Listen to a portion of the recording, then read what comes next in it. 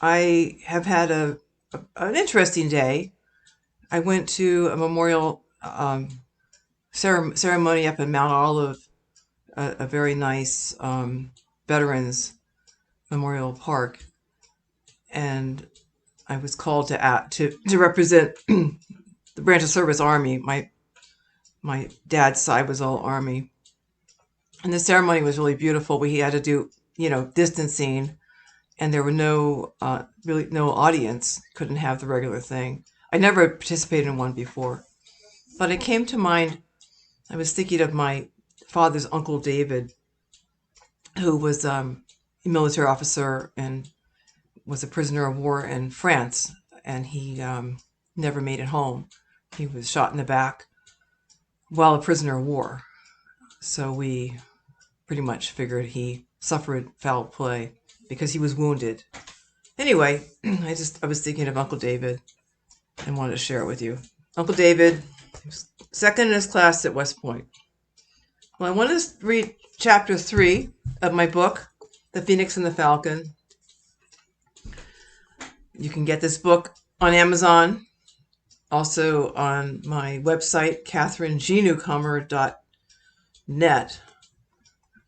But Amazon's easiest. Or you can actually get signed copies from me if you look. Anyway, we left Helena. She is stranded in this village, this really horrible place. She has came from a very nice. She had a wonderful childhood, except for her mother died at birth, and her father's pretty much missing in action, and she was raised by her grandfather. And so en route to Persia, where he was from, they were stranded in this village. And when the book opens, she's there. We have the prologue. You get a sense of where she was, what her life was. It was nice childhood, and now she's been here for 5 years.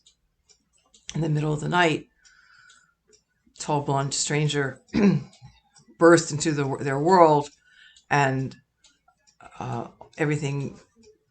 All things are going to happen. Some good, some bad. But where we left it is Helena was really assaulted by Kansbar, who's now her husband. She was forced to marry the elder, the tribe, the head of the village.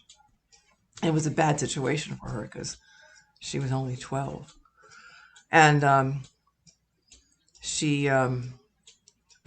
the son of Kansbar, took it upon himself to give her, beat her because he felt disrespected. And the tall blonde stranger, Volomir, interrupted and pretty much saved her. But as she remembered what was odd about him, and she warned Kansbar that Volomir was an Ostrogothic name, a Germanic name. It's funny, I was thinking about my uncle David. And so she tries to warn them. So we leave chapter 2 as knowing the rudiments of Gothic. Helena understood the words as Volomir shouted, "Men, come to me," assaulted her as she slipped into the darkness of chaotic dreams. She passed out. So chapter 3. Helena slowly recovered consciousness. Her thoughts were disjointed. Male voices reverberated in her head, but she felt too nauseous to care. Her head and stomach throbbed with pain. Fear remained, but it was someone else's, someone far away. Her heart pounded, reminding her of danger. She opened her eyes and gasped. Huns milled around the room, fingering the pottery and touching everything. She did not see Volomir. Memory returned like with a rush, burning with his betrayal. Despite herself, she had liked the Goth. She pulled herself upright to a seated position. Though she moved slowly, the room spun. Helena breathed in deeply, trying not to faint, but darkness descended, capturing her again. The dreams came anew, quick and incoherent, echoing with deep voices. She screamed, but only in her mind. The smell of many men, packed in a small space, assaulted her. She looked at the world again and saw Volomir beside her. To her shame, Tears of relief came to her eyes. He smiled at her, his blue eyes warm. "I'll keep you safe, Helena." From the next room, the children cried with terror. Mikkel, she thought. At least 10 Huns blocked her path. One man was on his small horse, hunched over its neck to avoid the lower rafters. The animal was muscular with no pretensions to beauty, yet an innocent. Its rider, in contrast, was revolting. His cheeks were etched with small, triangular scars. His mouth was a slash in his face. His eyes were as cold as death. She confronted Volodymyr, her throat dry. "Will you protect my son?"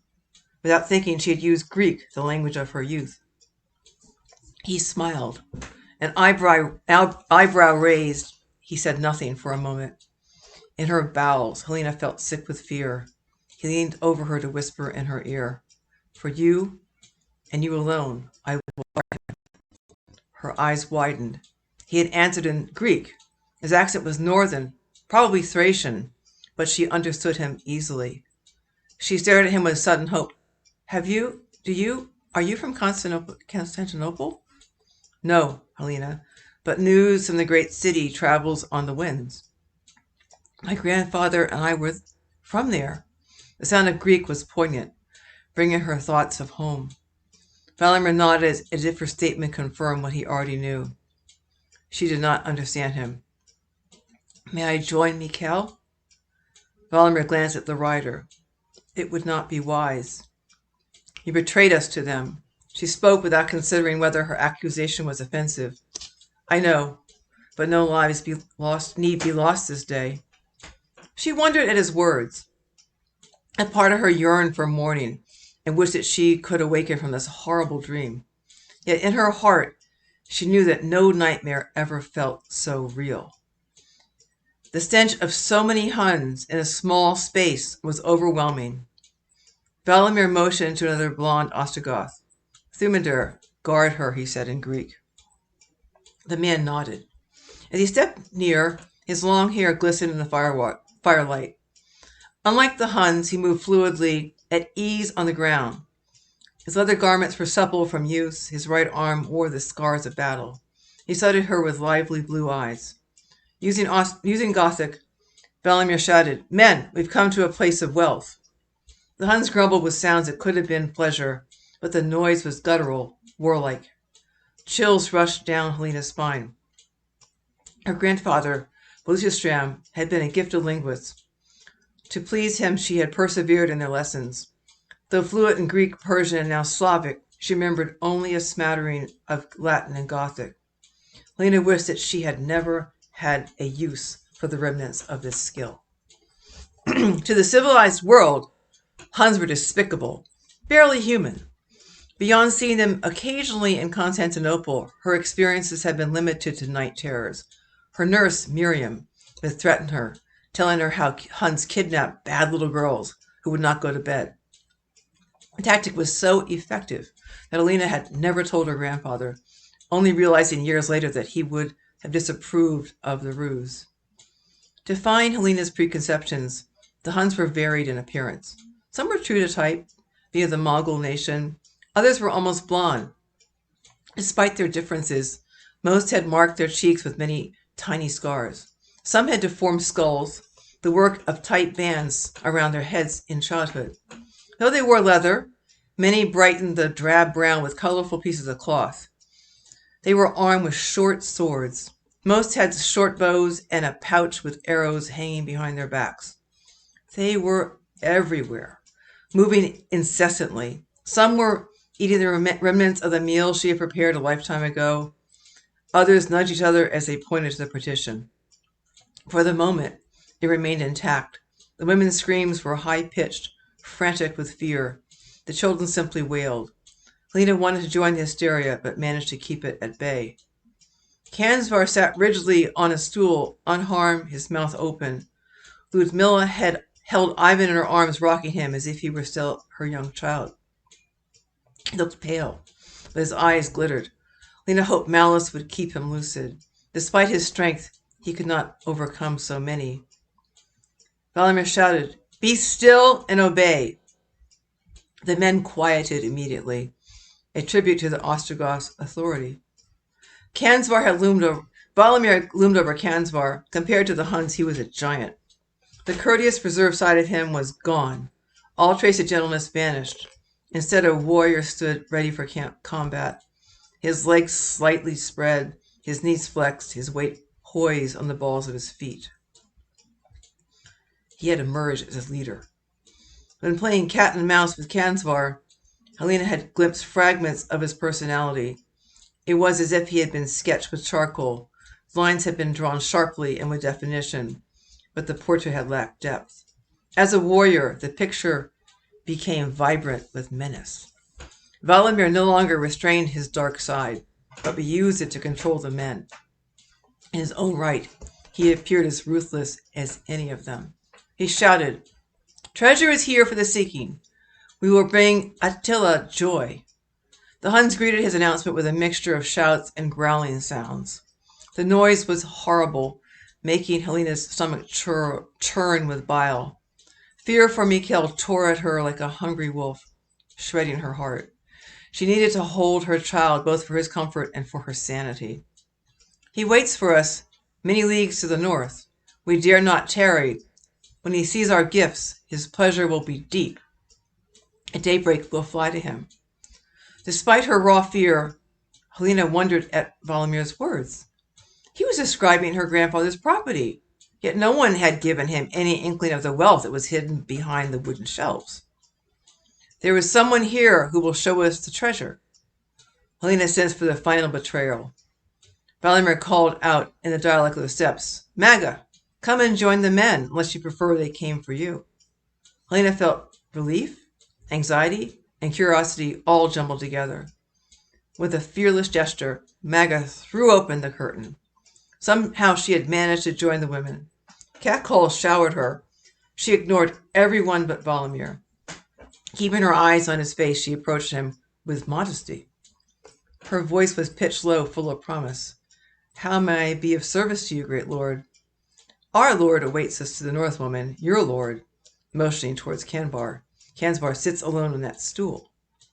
She blinked rapidly at his cool rejection, but not slip from her role of the demure yet accessible maiden. "Tell me where Kansvar keeps his wealth, and all might go well for you." Maga pointed to the exact spot to the left of the fireplace. "Look behind that shelf. Pull away the back panel, and you will be pleased, my lord. You've been helpful, Maga. The tribe thanks you. Return to the women or remain with Kansvar as you wish." "Valimir, please let me stay with you," she said, opening her arms, palms up. Despite the language barrier, Maga's gestures spoke to the Huns. They urged her on with raucous shouts. Unabashed, she looked deliberately at her tormentors and smiled. At her bravado, the Hun on horseback whistled with appreciation. She dismissed him with a toss of her dark hair and returned her attention to Valimir. He frowned, his eyes cold. "Maga, you've no place by my side. Now go back to the women." She revealed her rage and hissed. "Helena should join me. No, both she and her child are under my protection. She stays with me." Her fists clenched. Maga's eyes were dark with malevolence. As she turned away, Valimir called after her, "Touch Helena's son and you'll suffer." She straightened her shoulders but glanced at Valimir, momentarily unsure of herself. Elbowing her way through the Huns, she ignored Kansvar and Ivan completely. No one detained her, but several men laughed. "Men, I warn you against that woman. Twice I saw her betray her husband, not just with me, a stranger, but with his own son. Such disloyalty is a menace." Valimir said, "Ishite," he said to a Hun, "search behind that shelf." The dark-haired man shuffled to the spot indicated. His hands moved nimbly as he knocked the crockery off with a few sweeps. After 4 hard blows with his fist, he split the back panel and revealed Kansvar's cache. Carefully, he extracted several large cloth bags, 3 small brass boxes, a few silk rugs, an assortment of silver drinking cups. He handed each object to a comrade, who in turn placed them with reverence on the table. As another spilled the gold and silver coins from one of the bags, the raiders murmured with excitement. One by one, he opened the 3 boxes filled with jewels. The men's enthusiasm erupted into pandemonium. Many looked at Valimir with respect bordering on adulation. After the Huns had seen the treasure, Valimir spoke. Remember what we bring our lord. His gratitude will be generous, as is his nature. 5 shall carry the burdens of honor. Choose from amongst yourselves. Never forget, each jewel, each coin is deep in our memories. Immediately, 5 men stepped to the table. Despite their physical differences, they moved in harmony, as if they were of one mind. In full view of the band, they separated the find into 5 piles. The others witnessed the packing, not hesitating to help with advice. Helena found the level of cooperation striking. She expected them to fight to the death over the bounty. Valimir bowed his head. It is done. Attila will not forget the heavy burden that these 5 men have accepted in his service. That name again. Helena thought, trying to remember why it was so familiar. Valimir turned to Cansbar, at last acknowledging his presence. We have done well here, so well that your village shall suffer no further. But first, I need an answer to a question. I caution you to tell me the truth. Is there anything else? Cansbar raised his head slowly. Valimir's face was impassive, more like stone than living tissue. Cansbar unbuckled the Persian's sword. Here, it is of good quality. Also, Maga has a ring made of a Thracian gold. Like the rest, it was part of Helena's dowry. Accepting the blade, Valimir examined it quickly and then handed it to Thermidor. Maga, the ring or your life? Maga was silent behind the partition. Then she flung back the opening, spat at the floor, and hurled the ring at Valimir's head. He reached and caught it neatly in his hand. She scowled but did not return to the women's side. Instead, she made her way to Ivan and sat next to him, ignoring his mother at his side. Everything was happening too quickly for Helena. She watched Ivan and Maga whispering together. He was alert, fully recovered from his beating. Maga gloated and glanced at Valimir with undisguised venom. Ivan looked oddly pleased. Ludmilla voiced her dissension by emphatically shaking her head. More than anything, the older woman's disagreement filled Helena with foreboding. Valimir was oblivious to the conspirators on the ground. Thermidor will carry the sword to Attila. I'll present the ring. May he be well pleased. Yells, combined with sounds that could have been cheers, resonated in the mud house. The other blonde Ostrogoth strapped on the sword, encased in a delicately etched sheath, as it hung down his back. The ring shone on Valimir's smallest finger. She thought fleetingly that to wear it he must have narrow bones. Yet Maga and Ivan's whispering continued to make her desperate with worry. Soon the sun will rise, Valimir said. At the signal, all shall meet outside. The others will share our pride at what we found. Grelia, he said to the horsemen, have all the houses been taken? In reply, the man threw back his head and moaned a ghoulish wolf cry. The sound was echoed by many identical calls from distinct locations in the village. Once again, Helena's back was swept with spontaneous chills. Inside Cansbar's hut, the Huns murmured with satisfaction. With slow, insolent, Grelia spoke in Gothic. Each house, as you told us. All is well with the tribe, even though you have made us into women hiding in the dark. As he approached the Hun, Valimir's eyes glinted. Though Grelia was on horseback, the Ostrogoth had the advantage of height. As Valimir spoke, he could look down on him. Locking eyes with Grelia, he announced to the men, we have a prince's ransom from this place. In payment, we spare the village. Are we in agreement? After an initial silence, several unenthusiastic murmurs greeted Valimir's question. Into this pool of regret, Grelia threw his stone. I want my pleasure with the women. Starting with that one, he said, pointing at Maga. Noise of agreement filled the room. The sound beat against Helena's ears. Her head throbbed anew. Valimir raised his voice. Still yourselves. Obedience was sudden. The silence was shocking. Who did our leader appoint as chief? He asked Grelia. The Hun kept quiet, but it was not a sign of respect. Who, Grelia? You, he admitted like a curse. Valimir's face was hard, cold. This village has given us wealth. None of our blood has been lost. It does not owe us the blood price. You do not let us follow the wind. killing and taking as we please, Julia said, speaking to the others. Your way is different. It is not ours. There are women here for the taking. And then muttered under their breath, agreeing, but unwilling to mutiny. Men, Valimir shouted, we've no time for play. Attila stands idle to the north, waiting for us. If you have a horse to spare, persuade a woman to come, but I want no unwilling hostages. They'll only slow us. Already we test our lord's patience. As for you, Grulia, perhaps the woman Maga fancies the chains. The Hun grinned with malice. She's a beauty, ripe and ready, but she would take too much watching. I don't need my throat slit in my sleep. The men laughed with enjoyment, mixed with relief at his banter. Then he dropped his pretense of reconciliation. No, Valimir, I'll have the one to sit so still upon the bed. Helena's chest constricted. It hurt to breathe. Her legs needed to run fast and hard. Escape was impossible. She endured in silence, drawing on a reserve of strength that she had never known. Compared to this man, Ivan was guileless. He'll not touch her. She's with me, Valimir said. Julia snarled, I know, but you never keep any bitch long. Why bother with this one? She won't be good enough for you. You want a perfect woman. He smiled at the men. Maybe you don't even want a woman. Perhaps you follow the ways of the old Greeks and prefer a man. Laughing harshly, he pulled out his short sword.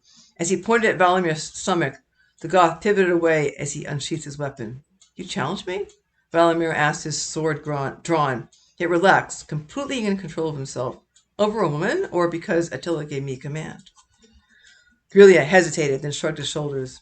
He returned his blade to its casing and resumed his relaxed slouch on his horse. I'll follow you, Valimir, for the sake of my cousin, but this is the last time. Good, Valimir said. Looking at Maga, Grulia said, Had enough of this miserable place, woman? Come with me, I'll take you far. Maga rose slowly, dusting off her dress. She glanced at Valimir and then at Ivan, who was speechless on the dirt ground. I have no horse, she said, in the Gothic dialect, more proof of her very background. I have more than one, Grulia said. Then I'll write it for you. You speak one of our languages, but you must learn the mother tongue. I will teach it to you and much more. I've been longing for a teacher. The men here bore me, she said, staring at Ivan. Maga's betrayal did not break through Cansbar's shock, but the veins in Ivan's face were purple with fury. Maga, he pleaded, you cannot mean to leave me. I'm already gone, Ivan. I was never here just passing the time, waiting for someone better. This hunt excites me. You never did. Ivan jumped up quickly, pulling her to him. I forbid you to go, Maga. You'll not leave with him. At least he's a man, not a young pup, stealing favors from his father's women. Maga laughed viciously, then screamed, Let me go, Ivan. He grabbed her waist and then clung to her, moaning with strange intensity. At his display, the men howled with ridicule. Afraid of what Ivan would do if pushed further, Helena shouted, Maga, stop! You're goading him. Calm him. But Maga only struggled harder in Ivan's arms, slapping his face and cursing him. Grulia edged his horse next to the intertwined couple, kicking Ivan in the stomach with a bestial snarl. When Helena saw a small knife in Ivan's hand, she despaired. It was Maga's dagger, the fruit of their conspiracy. He aimed it towards Grulia's chest. With his forearm, the Hun brushed it aside, but allowed the dagger to plunge into his thigh. As Grulia's blood oozed from his leather leggings, he laughed. His teeth bared in a smile. Helena suddenly understood that Ivan, with the Hun's cooperation, had contrived the village's doom. Grulia shouted to Ivan with delight, Your blood will be the first to flow. With the dagger still embedded in his legs, he unsheathed his sword and raised it high. While the steel blade descended smoothly in a perfect arc, Ivan watched it, his mouth open. Then it struck his thick neck with a crunch. Blood spurted like a fountain, spraying Ivan's head. As he fell with a thud, Lena's choice was clear. She slid off the bed and darted under the partition. On the other side, the roar through the thin wall deafened her. In a moment, she knew that the killing would begin. Her eyes found Mikhail's frightened face. She was next to him, pulling him away from Ariana's terrified embrace. She ignored the pounding within her head. She brought him to her heart and inhaled his boyish fragrance with a sob. In a heartbeat, she grabbed her satchel, still by the back door. Come, Ariana, she said, take your chance. The young woman cried hysterically and began to rock from side to side. Helena spared her no more time and instead kissed Mikhail's tear-stained face. "We must be very quiet, Mika." She unfastened the back door, making not a sound, but a sentry guarded it no more than 10 feet away. Helena became immobile, thinking rapidly, and looked for something to throw. Finding a pottery plate, she opened the narrow door slightly, without making the wood creak. She remembered to breathe. She threw the plate as hard as she could. It landed with a clattering noise. As the Hun investigated, she slipped out with Mikhail in her arms. She had the advantage of familiarity with the terrain. Running softly through the pre-dawn darkness, she whistled for her grandfather's old stallion, Pasiel. The sound was more like a bird than a human whistle. He bellowed his deep whinny, and Helena knew hope. Her heart sang as she saw the aging horse leap the low stone pasture wall. The mare that had once been hers followed at his side. With the satchel bouncing against her back, Helena began to ran to meet them. Their paths converged quickly. Out of breath, Helena murmured the stallion's name. He halted, obedient to his old training. When she touched her foot to his near foreleg, he extended his leg, lowering his back at a slant. Having no time to bridle him, Helena prayed to the wise Lord that the horse would still respond to voice and weight alone. She placed Mikhail on Pasiel's back, pulling herself up behind him. As the stallion sprang to his full heart, Helena almost fell off. It had been 5 years since she had last ridden. Her arms circled Mikhail, and her right hand grabbed the mane. She dug her heels into the horse's sides. Her voice was soft but urgent. "Run, Pasiel, run." The animal leapt into a gallop. The mare stayed with them, keeping pace. The stallion's strides lengthened into a run, and Helena's heart soared. Moments passed. Dawn edged the horizon with red. Then she heard a sound that could have been hoofbeats. She ignored it, praying to be wrong, and tightened her hold on Mikhail. Despite his closeness, Helena felt utterly alone. As Pasiel pounded through the darkness and the wind, tears glistened across her cheeks and mingled with her streaming hair. So that's the end of chapter 3. As you can see, it's a tough. It's why I call it a dark historical romance. But chapter 4 will be next week. If you want to look ahead, I encourage you to buy my book. Shamelessly promoting it on Amazon. And I'm gonna see if I have any questions. I my Facebook page, and I'm not seeing any, but someone said they had something last week, and it's hard to. No, I don't see anything. But you're welcome to ask me questions. I have 13 people reacting, so thank you. So I'll see you next week, hopefully, and think of our fallen veterans. It's Memorial Day. Take care. Have a good week. Bye-bye.